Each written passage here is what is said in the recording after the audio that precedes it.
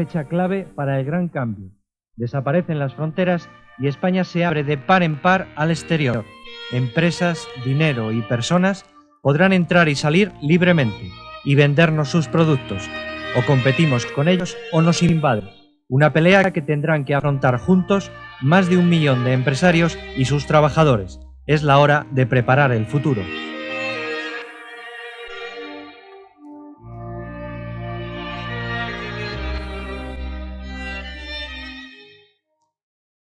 España perdió hace más de un siglo el tren de Europa y ha vivido aislada de la competencia exterior hasta hace un par de décadas. Y ahora nos encontramos con que en año y medio tenemos que integrarnos en Europa con todas las consecuencias. Ya no habrá Pirineos que nos protejan. Y además vamos a Europa siendo más pobres, exactamente con 1/4 de riqueza menos que la media europea y con un nivel de vida muy por debajo de los grandes como Alemania o Francia. ¿Cómo se puede alcanzar a los europeos, que además no se van a quedar quietos? Solo hay un camino, crecer más que ellos. Y para eso habrá que conseguir producir más, que trabaje más gente y modernizar las empresas y el país. Casi nada. Es la primera vez que España, a lo largo de su historia, puede participar como protagonista en este gran proceso de integración. España tiene una voz que se oye dentro de la comunidad. La comunidad, a su vez, va a ser, sin ninguna duda, el foco dinámico más importante de este continente, que está cambiando muy rápidamente.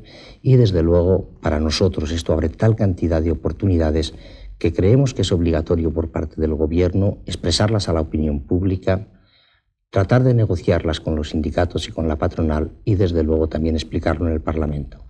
Es, sin duda, el momento histórico más importante que ha vivido España en los últimos años. Crecer, crecer, crecer. Ahí está la cuestión. Pero antes que nada, el Pacto de Competitividad hace hincapié en rebajar la inflación para que se coma lo menos posible del crecimiento y la riqueza que España cree cada año. Además, si tenemos los precios muy altos, no solo se llevarán una parte del sueldo, sino que tendremos más difícil colocar nuestros productos en Europa, sobre todo en países como Francia o Alemania, que tienen la mitad de inflación que nosotros. El objetivo del Pacto de Competitividad es rebajar nuestra inflación al 3,5% en un par de años. ¿Cómo? La receta del ministro Solchaga es moderar los salarios, garantizando que suben al menos lo que la inflación, y pedir a los empresarios que moderen sus beneficios y sus dividendos. Creemos que lo importante es que esté garantizado que si los salarios suben X, los precios suban una cantidad menor. Y eso es lo que ofrece el pacto. José Gutiérrez creó hace 7 años, con otro socio, una empresa de muebles de cocina con 100 empleados que pelea con alemanes e italianos para vender en Europa. La mitad de su presupuesto se va en pagar salarios, más bajos que los europeos, pero cree que esta ventaja se va a acabar pronto. Si nosotros queremos ser competitivos en Europa, tendremos que estar en una línea de salarios igualitaria a todo el resto de los países. ¿Sí? Javier Pinilla montó hace 15 años, con 4 socios y 2 millones de pesetas, una empresa de electrónica profesional que hoy tiene 500 trabajadores, factura más de 20.000 millones de pesetas y vende hasta en Taiwán. Y no es precisamente de los que le preocupen los salarios. En nuestra opinión no hay problema en pagar más, sino en conseguir una buena productividad. Sus trabajadores han tenido este año una subida del 12%, pero no verían mal, como dice el vendedor Paco García, moderar sus salarios, aunque solo temporalmente. Considero que de cara al 93, al reto del 93, los trabajadores deberemos moderar los salarios o las exigencias salariales, pero sin que esto suponga dar un cheque en blanco para los años siguientes, ¿no? Los empresarios, además, tendrían que moderar sus beneficios y repartir menos dividendo. Para muchos, que lo reinvierten todo, como José Gutiérrez, eso no es problema. Desde que he creado esta empresa no he hecho más que reinvertir mi beneficio, o sea que no me está contando nada, no, el Pacto de Competitividad. La fabada de Paco Rodríguez, dueño de un restaurante asturiano en Madrid, no va a tener problemas para competir en el 93, ni la peluquería donde va su mujer, o el colegio donde estudian sus hijos. Ningún europeo les va a quitar el negocio. Pero el pacto de competitividad les incluye, aunque sea para darles un tirón de orejas. Y es que los servicios en general están subiendo sus precios el doble que la industria. Y los van a controlar. Lo bueno de esto es que no hemos subido los precios durante año y medio. Y que mis compañeros o colegas que lo suben es porque los salarios son cada vez más abusivos. Creo que algunos empresarios también se pasan en sus beneficios, algunos.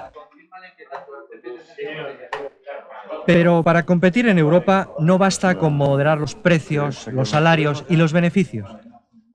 No nos preocupa tanto la retribución de los trabajadores como el alto costo financiero que tenemos que pagar, a diferencia de otros países, así como el pago de impuestos sobre los beneficios reinvertidos. Competir es vender, y para vender hay que fabricar productos cada vez más sofisticados, con mucha tecnología, que va a costar mucho a las empresas españolas. La empresa española necesita invertir en tecnología y necesita la ayuda del Estado directa y la desgravación fiscal. A veces no se trata de fabricar un chip muy complicado o un laborioso programa informático. José Gutiérrez, que hace muebles de tableros, sabe la importancia que tiene el diseño y la calidad para vender fuera. Cualquier empresa que quiera vender en Europa en este momento y de cara al 93, por supuesto, más, si no se preocupa por el diseño y la calidad, tiene la batalla completamente perdida. Pero para fabricar un producto con calidad y tecnología hacen falta personas preparadas, formadas, y los empresarios se quejan de que no las encuentran. Para competir en el mercado europeo necesitamos tener más técnicos y mejor preparados de los que actualmente tenemos en España. Dopo le 100 megabytes sono donando $34.300. Pero no basta con vender en España. Los empresarios han de hablar varios idiomas con medio mundo y también instalarse fuera, como ha hecho ya Javier Pinilla. Nosotros estamos actualmente presentes en 4 países europeos y tenemos previsto estar establecido en 4 países más. Creemos que toda empresa que no se plantee exportar por encima del 50% de sus ventas fuera de España no tiene futuro. Supongamos que España, con o sin pacto, consigue producir más y mejor. Todavía faltaría asegurar que José Gutiérrez, Javier Pinilla o Paco Rodríguez y sus colegas empresarios crearan más empleo. Y bastante, ya que hacen falta crear 1000 empleos diarios para ponernos a la altura europea en una década. La receta del pacto es, otra vez, que se moderen los salarios y los beneficios, para que se repartan la tarta del mayor crecimiento no solo los que tienen un trabajo y sus empresarios, sino también los nuevos trabajadores que consigan un empleo. En nuestra opinión, la creación de empleo no ofrece problemas y lo único que debe haber es un mecanismo de adaptación de la masa laboral a las necesidades de la empresa. Si él cumple, piensa una de sus trabajadoras, Alicia Rodríguez, que lleva 10 meses montando ordenadores, ella estaría dispuesta a moderar su salario para que trabaje más gente. Sí, estaría de acuerdo en que mi salario se subiera, o sea, aunque sea poco, para dar puesto de trabajo a otra gente. Quizás así podría encontrar trabajo Antonio Criado, parado de la construcción, 33 años, con 3 hijos, aunque él cree que la culpa la tienen solo las empresas. Dar empleo, pues obligar a las empresas a coger gente y a invertir dinero en las empresas para que coger a la gente. La patronal COE apoya la idea de un pacto y ha preparado un documento donde insiste en la moderación salarial, la reforma del sector público y la rebaja del dinero y los impuestos. Estamos de acuerdo con que se debe desarrollar un proceso amplio de negociación. El Gobierno ha tomado una iniciativa importante, que es remitir un documento de reflexión y de análisis a los interlocutores sociales y al Congreso. Nosotros respondemos hoy mismo entregándole al ministro de Economía nuestro propio análisis y nuestro propio documento. Y al final, la gran preocupación es cómo, mediante el mayor compromiso social y político, preparamos nuestra economía para la integración en Europa.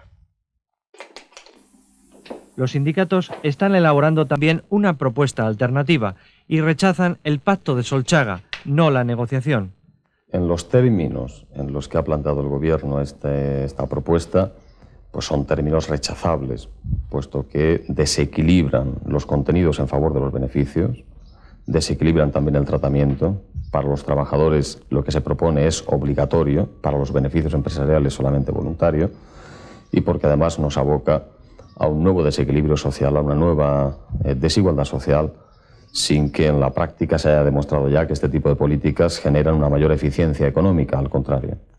Ahora, que estemos en contra, que polemicemos con los términos del pacto, no significa que estemos en contra de la negociación, al contrario. Queremos, deseamos negociar, y así lo hemos planteado desde hace mucho tiempo.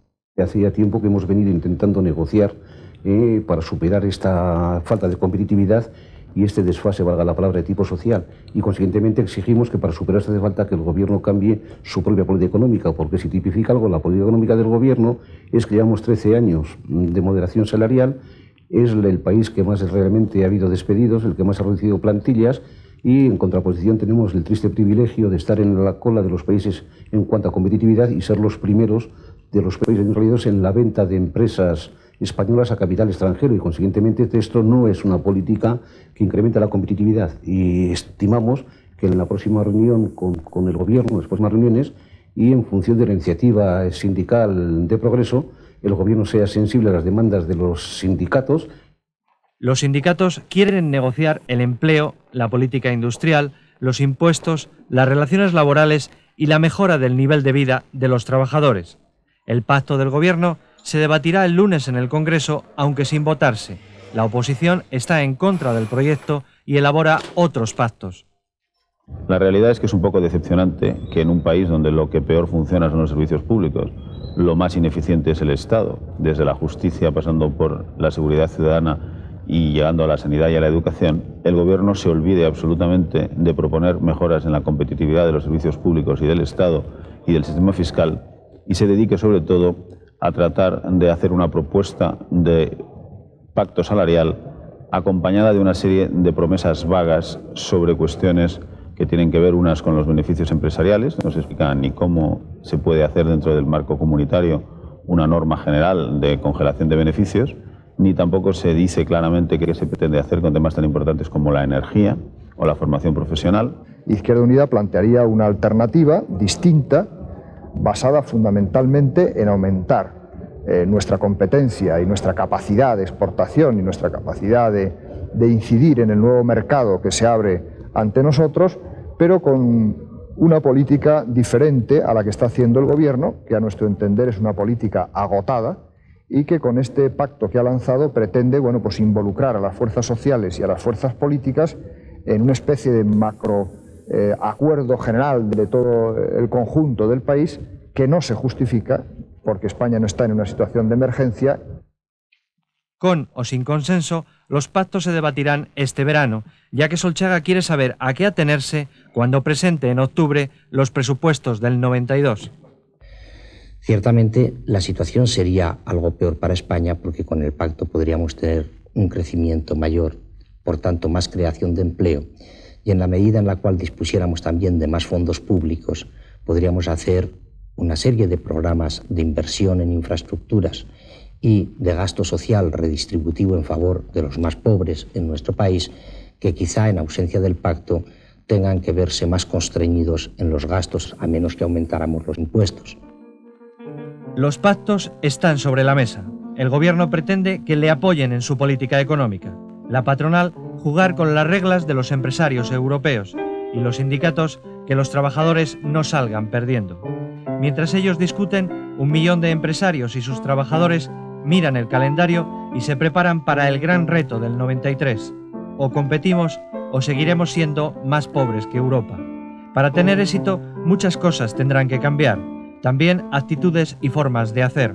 En definitiva, España tendrá que dejar de ser diferente.